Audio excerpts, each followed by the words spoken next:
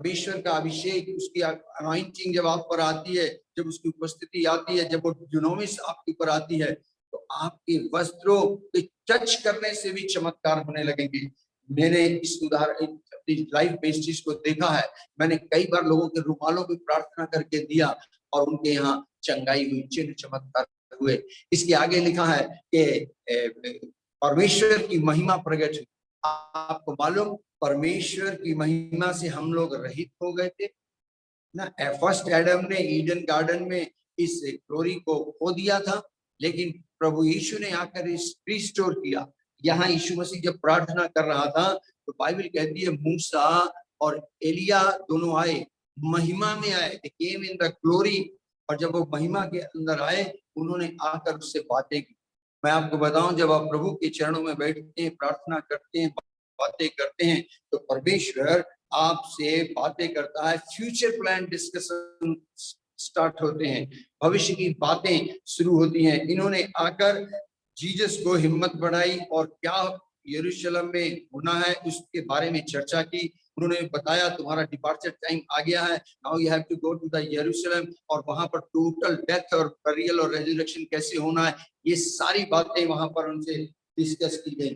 प्रभु का वचन कहता है कि इन्होंने आकर उनसे बातें की। आपको मालूम, जब हम प्रार्थना में जाते हैं, पहला कुरिन्थियों 2:9 के अंदर लिखा है कि परमेश्वर वो बातें जो हमारी आंखों ने नहीं देखी, जो हमारे चित्त में नहीं चढ़ी, हमें बयान करता है। आत्मा हमें बताता है उनसे जो उससे प्यार करती है। यिर्मयाह 33:3 में लिखा है कि तू मुझसे प्रार्थना कर और मैं तुझे वो बड़ी बड़ी बातें, वो कठिन बातें जिनको तू अभी नहीं समझता, मैं तुझ पर प्रकट कर दूंगा। मैं कहना क्या चीज चाह रहा हूँ, मैं ये कहना चाह रहा हूँ, जब हम अपना समय प्रभु के साथ बिताते हैं, प्रार्थना में आते हैं और आत्मा में होकर विनती करते हैं, उसकी उपस्थिति में एंटर करके, तब आपके साथ ये घटना घटने लगती है। आपको मालूम, यहाँ आने से पहले मैं बहुत पहले से अपनी इंडिविजुअल प्रेयर करता हूँ, और हर बार जब मैं प्रार्थना करता हूँ मुझे एक नई चीज सामने आ जाती, इमीडिएट सामने आती है। तो ये क्यों होता है कि जब हम उसकी उपस्थिति में आते हैं, उसकी स्तुति और आराधना में होते हैं, उससे बातें करते हैं, कम्युनिकेशन के अंदर बहुत पावर है। मैं आपको बताऊं, अगर आप कम्युनिकेशन राइट वे में करें, उस गिफ्ट में करें जिस होली स्पिरिट ने कम्युनिकेशन के गिफ्ट की बात की है, मैं आपको बताऊं, जब आप कम्युनिकेशन करते हैं, कम्युनिकेशन आपको क्लोजनेस में ले आता है, आपको नजदीकी में ले आता है, और ये क्लोजनेस आपको कम्युनियन कराता है। आप उसमें होते हैं और वो आप में होता है। यीशु ने जब प्रार्थना की, उसके चेहरे का रूप बदल गया, उसके वस्त्र चमकने लग गए, महिमा उतर के आई। और महिमा क्या है? स्वयं प्रेजेंस है। अगर आप महिमा के बारे में जानना चाहते हैं तो घर में पढ़ना, एक्सोडस 33 चैप्टर वर्स 12 से अनवर्ड पढ़ते जाइएगा। आप आई थिंक 35 तक पढ़िएगा, आपको मालूम पड़ेगा प्रेजेंस ऑफ गॉड के अंदर 3 बातें आती हैं, that is the glory, grace and goodness. Say 3G, glory, grace, goodness। ये तीनों चीजें प्रेजेंस में होती हैं। जब महिमा आती है, इसका मतलब स्वयं परमेश्वर आ रहा है, और जब ये आता है स्वर्ग खुलता है, तभी वो महिमा आती है। स्वर्ग फिर खुला, मूसा एलिया आए, उन्होंने सारा फ्यूचर प्लान डिस्कस किया, और आगे लिखा है, और आगे पढ़ेंगे कि उस स्थान को बादल ने घेर लिया। बादल परमेश्वर की उपस्थिति को, होली स्पिरिट को दर्शाता है। और जब उसको उस स्थान को घेर लिया और चेले जो थे वो ये दर्शन देख के डर से गए, तब स्वर्ग से voice I, again the voice came, the word of God केम, ये मेरा प्रिय पुत्र है, ये मेरा प्रिय पुत्र है, ये मेरा चुना हुआ है, इसकी सुनो। इब्री 1:2 में लिखा है कि अंत के दिनों में पिता परमेश्वर ने अपने पुत्र के द्वारा बातें की।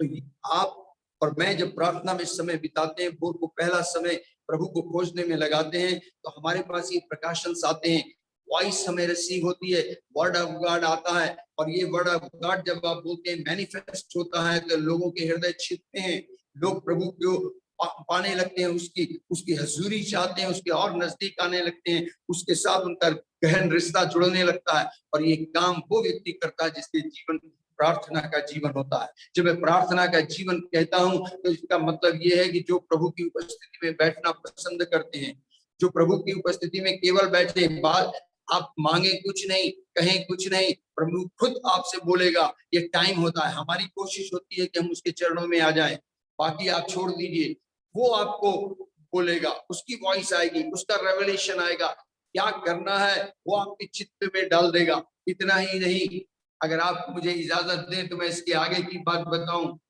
जब ये प्रार्थना का समय पूरा हो गया, बाइबल में लिखा है नेक्स्ट डे वो पहाड़ से नीचे उतरे। नेक्स्ट डे, सेम डे नहीं। और जब वो पहाड़ से नीचे उतरे तो बाइबल कहती है यीशु मसीह सामर्थ, पावर और स्ट्रेंथ से भर चुके थे। और उनके सामने जैसे ही नीचे उतरे, चेले तो चाहते थे वहीं पर मंदिर बना दिया जाए, 3 मठ बना दिया जाए। जीसस ने कहा नहीं नहीं नहीं, नीचे चलो। और वो नीचे आए। सब कुछ प्राप्त किस लिए करते हैं? होली स्पिरिट किस लिए प्राप्त करते हैं? गिफ्ट किस लिए प्राप्त करते हैं? ताकि लोगों को बचाया जाए। और यीशु मसीह दूसरे दिन पहाड़ से जब नीचे उतरे, बाइबल कहती है उनके सामने दुष्ट आत्मा का केस आ गया।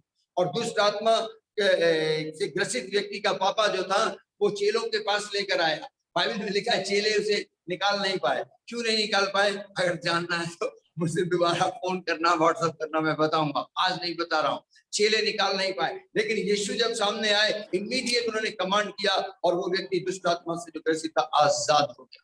आपको मालूम, पावर और स्ट्रेंथ, वो जब सामर्थ्य परमेश्वर के साथ जब आप समय बिताते हैं तो उसकी सामर्थ्य आपको मिलती है। और उस प्रेजेंस से जब आप निकलकर बाहर आते हैं, केवल आप टच करते हैं, ज्यादा मेहनत करने की जरूरत नहीं पड़ती।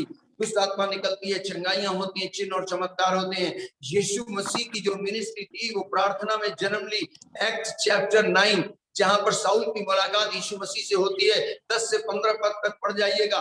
वहां पर लिखा है कि यीशु ने हनन्याह से बोला कि तुम उस सामने की गली में जाओ जो सीधी कहलाती है, वहां साउल नाम का व्यक्ति प्रार्थना कर रहा है।